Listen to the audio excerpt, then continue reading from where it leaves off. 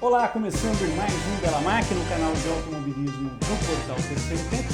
Finalzinho de 2014, esse moço aqui veio conversar com a gente para falar dos planos dele para 2015 na Fórmula 3 europeia.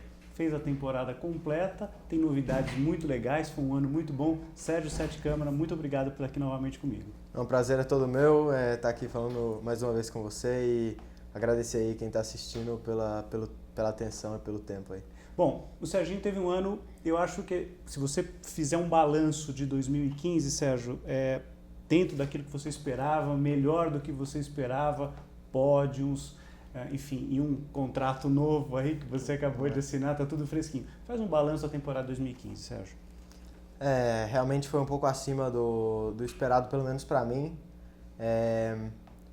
Começamos a temporada andando um pouco abaixo do esperado, eu estava andando em 20º e tudo, só que a gente não se desesperou porque era um grid grande, lembrando disso, né? O grid tem 36 carros, eu estava andando para 20º, em média, né? Uma média, primeira etapa principalmente. Mas a partir daí a gente veio melhorando pouco a pouco, parece que a temporada foi uma escada e cada etapa foi um degrau. E a gente, um monte de vezes chegamos, até metade da temporada, chegamos perto de pontuar e não conseguimos. Mas aí na quinta etapa de Spa conseguimos nosso primeiro pódio e também foi nossa primeira pontuação. E a partir daí as coisas continuaram bem, crescendo. E acho que foi isso que marcou minha temporada, uma evolução constante, que acho que mostrou maturidade minha e também da equipe. Uhum. Porque é uma equipe estreante, é bom a gente lembrar isso, quer dizer, não é estreante no automobilismo, mas na Fórmula 3 europeia. Na Fórmula 3 europeia. Foram pegando, obviamente, a mão, como a gente costuma dizer, ao longo do ano também. E eles mostraram que eles estão aí para brigar o ano que vem, né? Para que eles vieram. E eles trabalham muito bem, são muito profissionais. E é isso, acho que por isso que foi uma evolução constante. Eu também tinha um companheiro de equipe experiente. Pomer, né? O Pomer, isso. E usava a data dele. E ele também é um cara muito gente boa, que me ajudou muito. Foi um parâmetro bom que você teve ao longo do ano. Porque se, por exemplo, todos os pilotos da Motopark, né, que é a tua equipe alemã, né, tivessem estreando, seria mais complicado, acho que para todo mundo. Claro, né? Quer dizer, claro. Era um piloto que já tinha uma bagagem, que obviamente ajudou a você, e não foi aquele cara egoísta, foi um cara que compartilhou, vocês tinham com... Ele é um cara do bem, do bem. E assim, como voltando ao balanço, né, terminamos a temporada passo a passo. Macau foi, apesar do resultado final não ter sido esperado por uma colisão com outro piloto, acabou furando meu pneu. Para quem estava ali dentro do final de semana e viu como é que foi, o meu final de semana foi um balanço muito positivo. Os treinos muito bem, sempre andando ali em cima, na frente. E acho que ali foi a parte melhor da minha temporada, na verdade. E agora, na verdade, até antes de Macau, também a notícia boa, né, que eu ia ter uma grande oportunidade para o ano que vem. Afinal das contas é só isso, é uma oportunidade. Então balanço positivo. Uhum. E só para a gente entrar um pouquinho nesse aspecto das provas que você teve no ano passado, quer dizer, no ano retrasado você chegou a fazer uma prova em Monza, né, que você fez? Não, em Imola. Imola, né? 2014. Foi na Itália, foi 2014 e você acabou fazendo e tal. Isso. Mas, obviamente, os circuitos foram todos novidades. E fazer um pódio pela primeira vez, marcar ponto, justamente em Spa, que é uma pista dos sonhos para todo mundo, eu acho que foi muito legal, né? Foi uma carteira de apresentação muito boa para você e para a própria equipe, né? Eu também acho. Na verdade, Spa não é a minha pista preferida, na verdade não é uma pista que eu gosto muito para um Fórmula 3. Fórmula 3 é um carro muito bom de curva e Spa acaba que fica Tem muitas retas, longas retas, né? Isso, Então acaba que fica parecendo um kart num autódromo. Fórmula 1 deve ser mais divertido. Eu acho que já um carro, um GT, até um GT, um carro um pouco pior. Os carros do REC, por exemplo. Um carro que chega na curva um pouco mais rápido, ou que seja um pouco pior na curva, entendeu? Quando a gente fala em Spa, a gente sempre pensa no Rouge, né? E você faz o Rouge tranquilo, até na chuva é cravado. Dá até pra na chuva. Sem problema, né? Então, mas, assim, então, voltando ao assunto, realmente é uma pista que a gente se deu bem. Acho que foi ali que a gente começou a entender bem o carro, o pneu, porque é um mistério, né?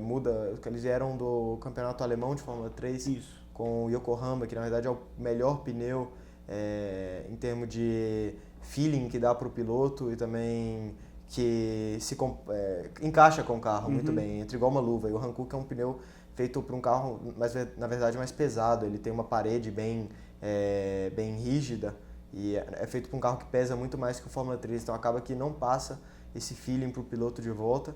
E também é diferente para um engenheiro que vem trabalhando com carro de Fórmula entender esse pneu. Então essa foi a nossa maior dificuldade, pelo menos pra gente, né? Mas a partir do momento que a gente começou a entender isso melhor, veio numa onda boa, melhorando. Depois você teve outro pódio na Áustria, foi isso? A gente teve no Campeonato Europeu de Fórmula 3, 2 pódios. Na verdade, teve 4, dois meus, 2 do Marcos, isso. E foi isso no Campeonato Europeu, né? E a gente fez uma etapa, tem 2 corridas separadas durante o ano, que é Macau e os Zandvoort Masters, que são 2 coringas. Holanda, né? 2 corridas coringas, né? Extra-campeonato. Isso, extra-campeonato. E lá com pneus diferentes também a gente conseguiu bons resultados, principalmente os Zandvoort Masters eu fiz a pole e o Marcos também vinha rápido e na corrida deu um pouco de... no longo termo a gente não conseguiu manter o pneu conservado, a gente destruiu o pneu durante a corrida, mas foi um final de semana bom pra gente também, um ano bom e acho que ano que vem a gente está forte. O mais importante é isso, a gente encerrou o ano numa alta, a gente não mostrou oscilação durante o ano. E acho crescente mesmo, um trabalho crescente da equipe teu, obviamente. Eu acho que a aposta da Red Bull é uma aposta prematura, né? Eles estão investindo num negócio que talvez vai ser, mas que eles acham que vai ser.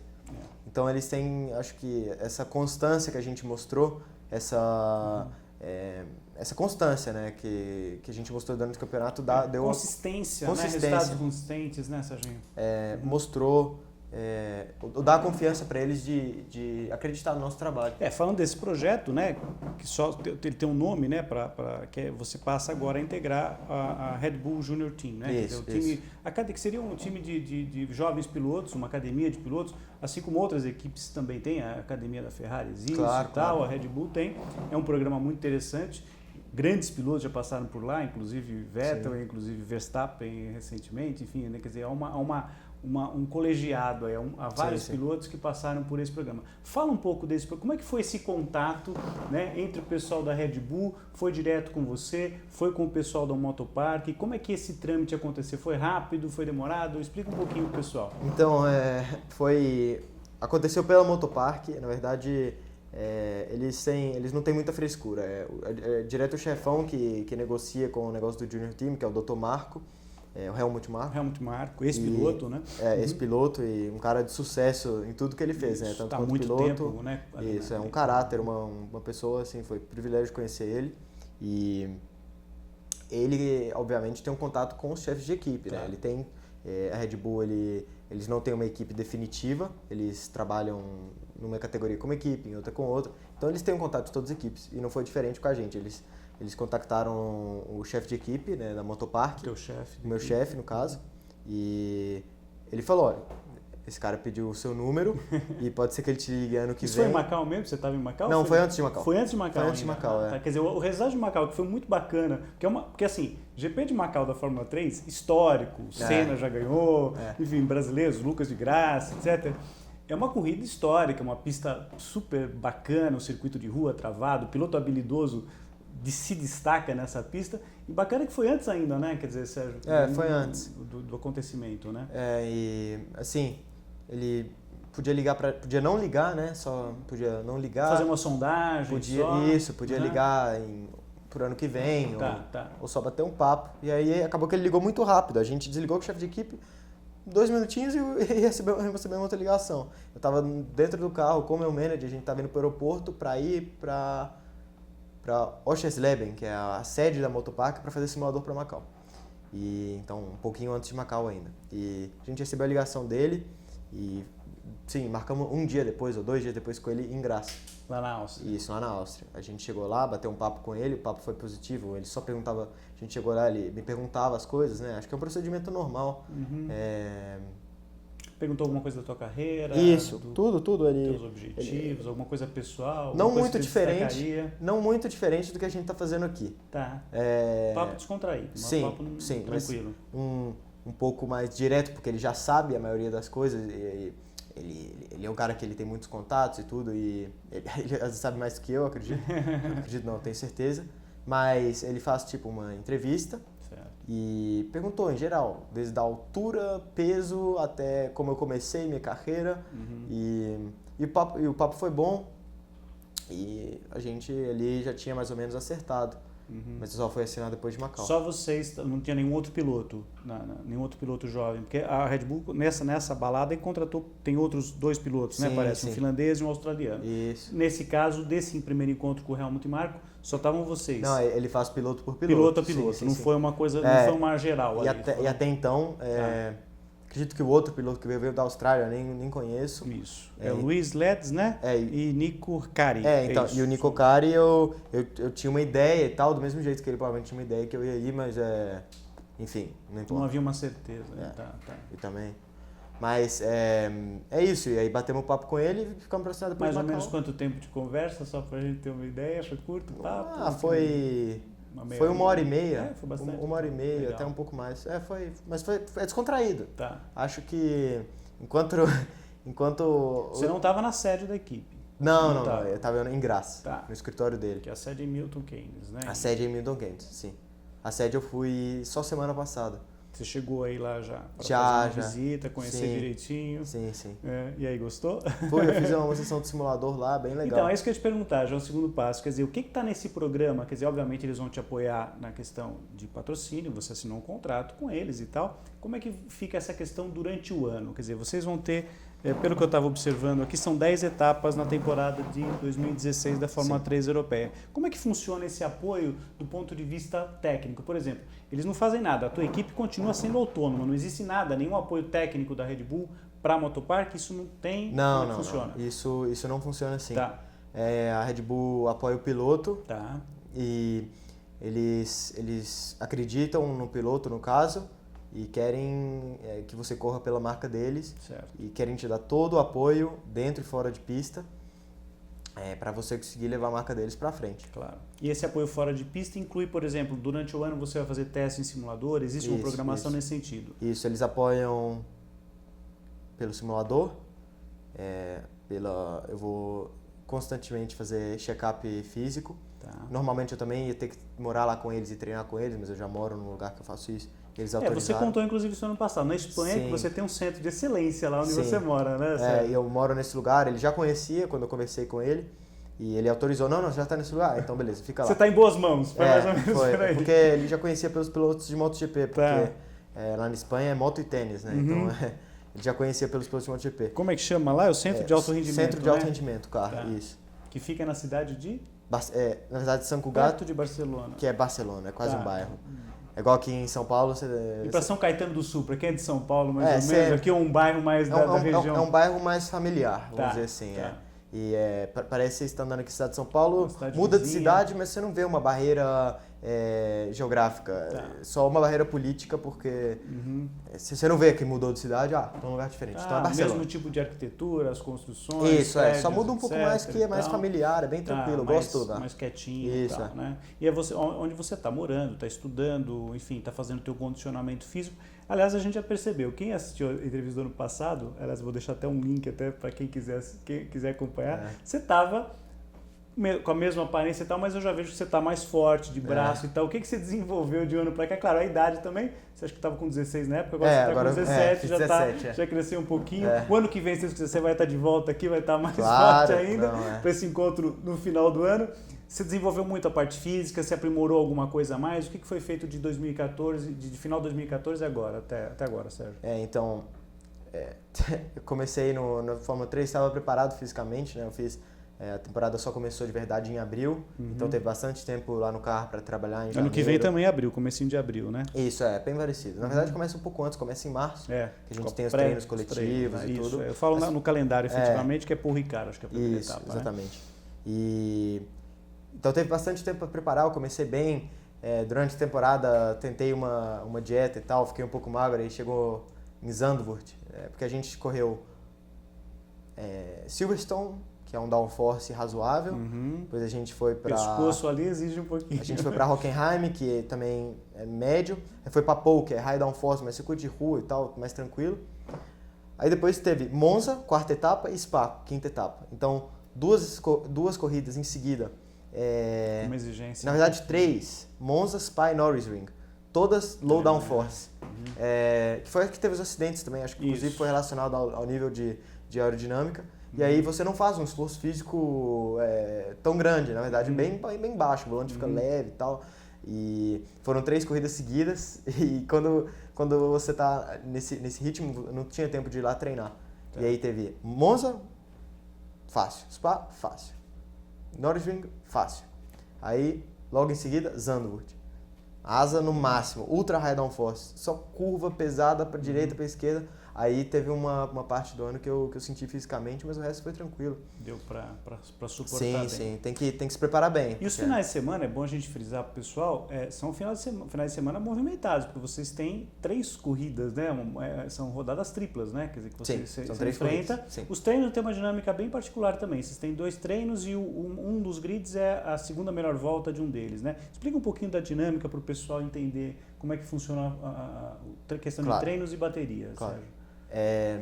Sexta-feira a gente tem 2 treinos livres. Sexta-feira é o dia mais importante. A gente tem 2 treinos livres e 2 tomadas de tempo. Isso. Obviamente, se você não estiver rápido nesse dia, significa que você vai largar lá atrás durante as corridas. A tomada de tempo funciona assim. A primeira define o grid de largada para a primeira corrida.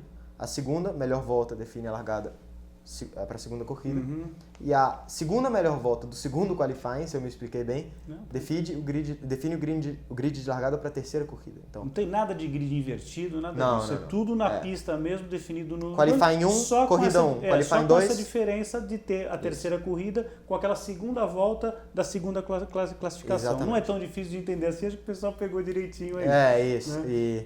Mas aí, voltando ao que você está perguntando, ao apoio que eles estão me dando, porque a gente entrou para essa conversa do físico, né? Isso, Só que é basicamente isso que a gente está falando, é o simulador, constantemente, eles também vão me instruindo, preparando, porque o simulador, na verdade, é uma série de coisas, eles passam para mim também uma série de informações, técnicas de engenharia, coisas que acrescentam para mim como pessoa e como piloto, comportamento e tudo. Que daqui a 5, 10 anos você fala, puxa, aquilo lá que eu aprendi lá atrás. Até menos, até no final do ano, acho que o crescimento é muito grande. E, é claro, o apoio financeiro, né? E tudo, sim, eles te dão todo o apoio. Eu vou fazer o check-up, apesar de eu estar treinando no carro, eu também faço um check-up médico com eles, 3 dias lá de treinamento, algumas vezes durante o ano. Tudo. Isso está tudo programadinho, tudo agendadinho. Isso, é tudo programado. Nos intervalos das corridas. E uma curiosidade, Sérgio, por exemplo, a questão dos simuladores.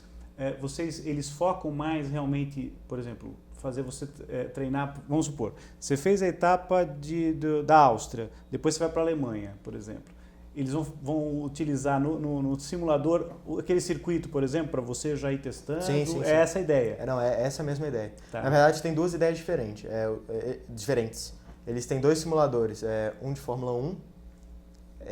Na verdade, o simulador é um videogame, você pode botar o jogo que você quiser, mais ou menos assim. Mas tem um simulador, a máquina feita para trabalhar só no setor de Fórmula 1 e tem outro feito só para o setor do Junior Team e tal, que também pode usar um piloto de Fórmula 1 que quiser treinar. Mas o objetivo é diferente. O do Fórmula 1 é desenvolvimento do carro de Fórmula 1 e o outro desenvolvimento do piloto. E o que eu fiz agora, foi a minha primeira vez que eu fui, eles fazem um teste padrão, eu acredito que é o mesmo para medir todos os pilotos quando vão lá pela primeira vez. E é o do Junior Team, eles trabalham sobre o piloto.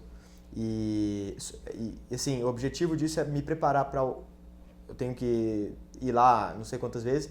Durante o ano eu vou lá, por exemplo, corro em Paul Ricard. Aí eu vou lá uma semana antes e treino em Paul Ricard no simulador. Legal. E eles vão vendo a minha evolução. E quando um dia eu estiver preparado, eles vão me chamar para eu, eventualmente, ajudar eles no desenvolvimento do simulador de Fórmula 1. Só que só quando eles sentirem que tudo que eu fizer é confiável o suficiente para eles poderem testar um grauzinho de asa e saber, ele não mudou a guiada, ou se ele mudou, ele vai falar pra gente. Porque é um negócio que... É a tua sensibilidade que já vai entrando em questão ali, né? E tem essa sensibilidade, eles mudam um negócio no simulador e você sente. Então tem que... E às vezes não é a mesma coisa da vida real. Então o piloto tem que saber passar esse feedback. Você percebe já. Percebe. Se eles mudarem uma coisa dessa, você já percebe a reação do muito carro. bem feito o modelo deles. Tem muito trabalho, engenheiros lá trabalhando há 10 anos. no sistema, no programa. Claro que o simulador, o maquinário muda, mas no final é um E realmente software. simula toda a questão de movimento, de pescoço. Uma coisa que é importante para vocês é Sim, a questão sim. de pescoço, por exemplo. A exigência física. Né? Na verdade, o simulador ele simula isso muito bem. O movimento, na verdade, eu fiquei impressionado a naturalidade do movimento. Força G. Força sim, não ficou um negócio... Eu já fui em simulador de movimento antes que fica freando e vai demais. Aí você fala, pô, não tá parecido, natural, né? não tá natural. Tão... Aí eu dei a primeira andada lá. Em que pista que você fez esse primeiro teste? Acho que eu não posso contar porque eles fazem o mesmo para todos os pilotos, então acho que eles querem que seja uma surpresa. Entendi. Mas era uma pista que já tinha familiar tua ou não? Você já tinha, uma familiaridade, pelo menos isso Sim, eu já conhecia. Tá. E você realmente percebeu toda essa dinâmica? Não, eu não percebi o movimento. Eu não percebi o movimento. Eu sentia que o carro fazendo umas coisas tipo igual a vida real, igual quando solta o freio, assim, eu sentia a traseira vindo. Tá. Só que eu não sentia que tinha mexido. Eu saí, eu até perguntei pro meu manager que estava lá, mas você achou que mexeu bastante? Ele falou, não, o negócio tá quase bate na parede, de tanto que mexe. Eu falei, sério, cara? Porque eu não senti mexendo. Que barato. Então eu achei bem legal. Eu achei. A simulação realmente é um trabalho muito bem feito deles. É um negócio bem trabalhado. Legal. Bom, o ano que vem, acho que pelo que eu estava dando uma olhada inicialmente, Sérgio, não tem nenhuma mudança no calendário, né? O calendário deve se manter a mesma coisa. Das pistas que você correu esse ano, na temporada 2015, né? Pensando já em 2016, aquela que você elegeria, claro, onde você fez pódio, talvez tenha um sabor especial para você, obviamente e tal, mas de todas aquelas que você correu, qual aquela que você teve uma mais rápida adaptação? Teve isso em alguma? Teve alguma que você e a tua equipe teve mais dificuldade em de repente acertar o carro? O que vai ser uma boa para agora 2016, porque todos vocês já não vão começando do zero, né? Quer dizer, já vão com tudo que é aquilo que vocês fizerem em termos de setup, vocês obviamente podem aproveitar agora para 2016. Claro, né? Na verdade, 2016, acho que vai ter 2 pistas diferentes no calendário, mas vai permanecer praticamente a mesma temporada. Tá. O número de etapas é o mesmo, né? 10 etapas, né? 10 etapas, sim. E vai ser uma a menos. E no caso, vai ser Paul Ricard, que é uma pista que eu não conheço, e Hungaroring, que eu também não conheço. Então essas pistas não tem como dar palpite. Mas voltando à pergunta que você tinha feito na minha pista predileta, não é coincidência. Na verdade é uma pista até um pouco fácil e tal, mas eu gostei dela, porque pela área de escape moderna e tal, e todos os tempos, todos pertinho, e você tem que trabalhar no detalhe, é Red Bull Ring. Tá. E também lá foi um pódio que eu consegui, que eu acho que foi o pódio que eu mais gostei durante a temporada, na minha opinião, assim. Porque em Spa, o Spa o pódio foi especial, mas Red Bull Ring eu gostei mais ainda. Porque... Spa, a corrida acabou terminando em bandeira amarela. Terminou a prova, vocês estavam na chuva, né?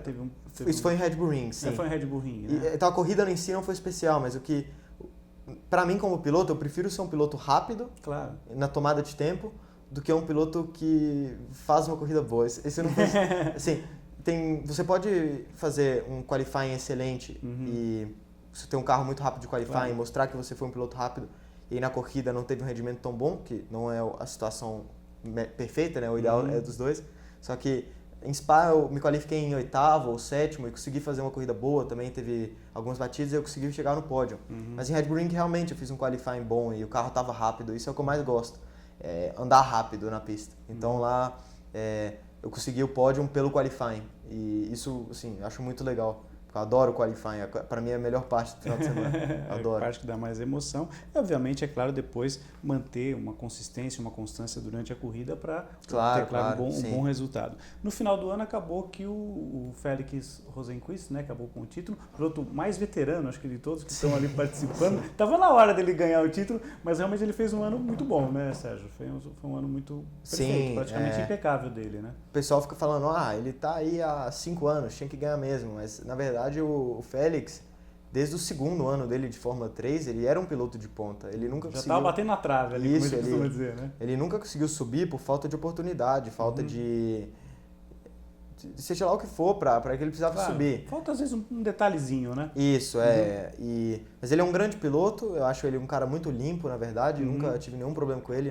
muito pelo contrário, ele é um cara que sempre jogou limpo, você encontra com ele no free practice, ele ele tá numa volta de cooldown, ou tá saindo com pneu novo, ele abre caminho e tal. E é raro ver isso, né? Porque a gente pode ver aí no campeonato que teve as batidas e tal, todo mundo muito egoísta. Ele é um cara que não é assim. E acho que ele mereceu o título.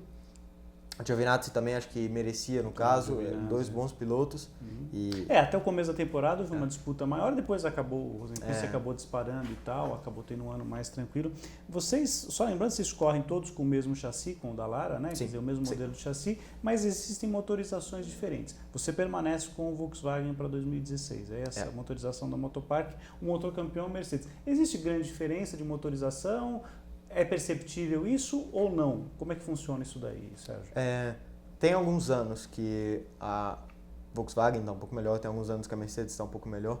Na minha opinião, até a Volkswagen teve mais anos de estar na frente do que tem uma performance melhor. Só que aí é detalhe, é igual, não sei, quem está assistindo aí sabe, o kart, né? Um ano está andando melhor, não vou falar máquina, mas está andando melhor um motor, no outro está andando melhor o outro. Só que é detalhe.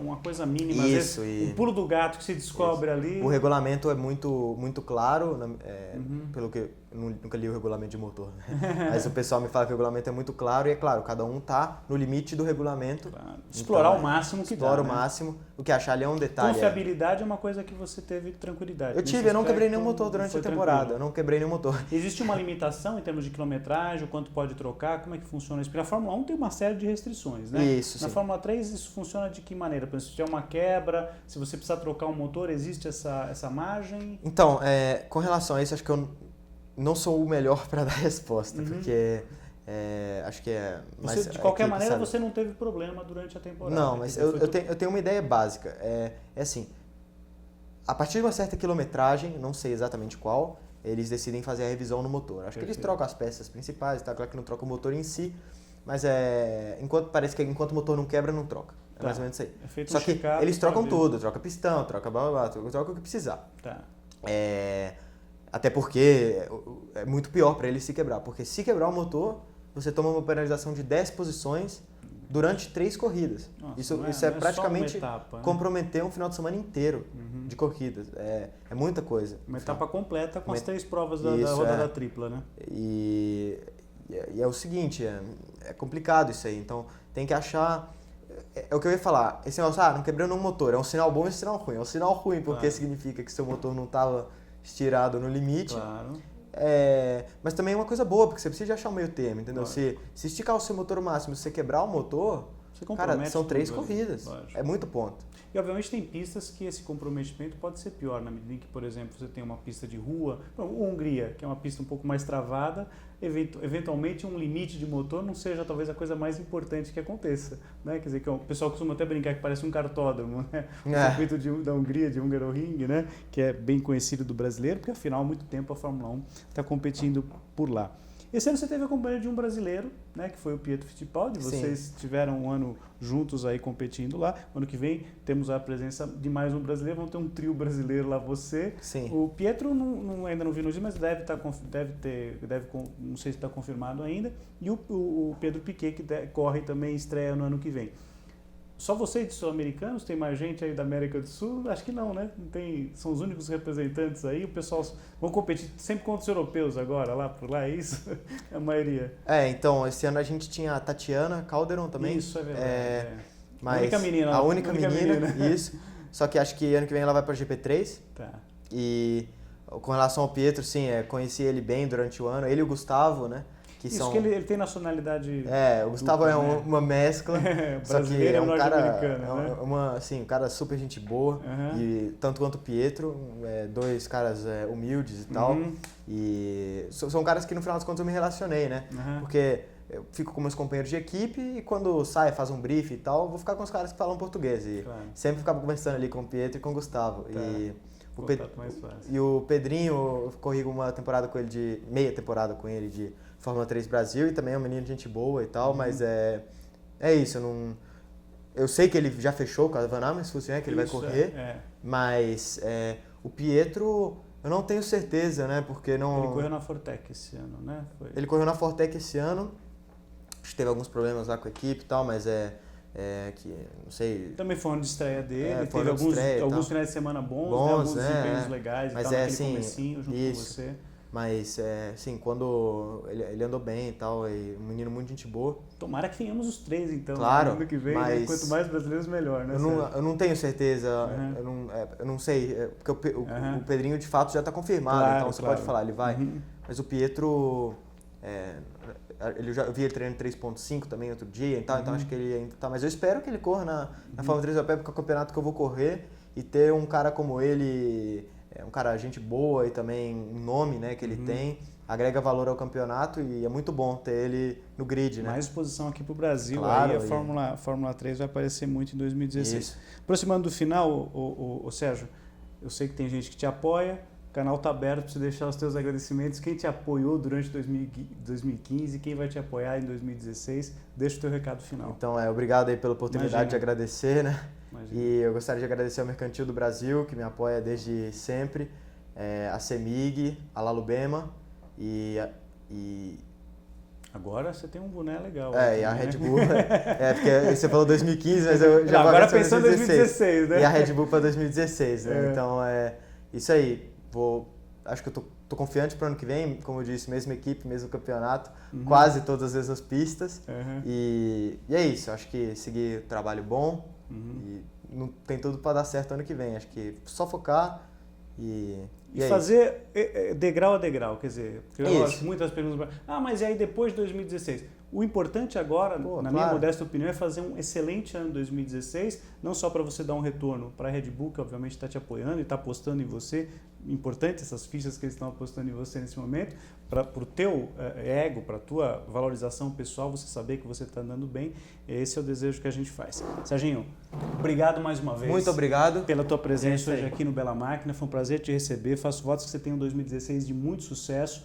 As portas aqui do terceiro tempo vão estar sempre abertas para você, estando na Fórmula 3 e os outros passos que você for dar futuramente também, tá bom, querido? Muito obrigado. Eu desejo aí também um final de ano bom para todo mundo, para você também em especial. Obrigado, Sérgio. E é isso, foi um prazer estar aqui conversando, batendo um papo e eu espero vir de novo aí com notícias boas no final do ano que vem. No final do ano que vem, tomara que você espera. chegue no final do ano brigando pelo título, a gente vai estar torcendo muito por isso e acompanhando como a gente fez durante 2015, durante toda a temporada da Fórmula 3 europeia. E o recado final que a gente tem para terminar o Bela Máquina de hoje, como eu sempre faço ao término de cada programa, é uma dica da famosa sessão que fim levou do portal Terceiro Tempo do Milton Neves. A gente sempre encerra com alguma dica de algum piloto. Desde 2010 a gente está colocando pilotos nessa famosa sessão aí do Terceiro Tempo. Então, já que você falou do Fittipaldi, do Pietro Fittipaldi, eu falo do avô dele. Então, a dica de hoje é para vocês conhecerem a página do Emerson Fittipaldi. Tem uma galeria de fotos enorme, toda a carreira do Emerson está lá.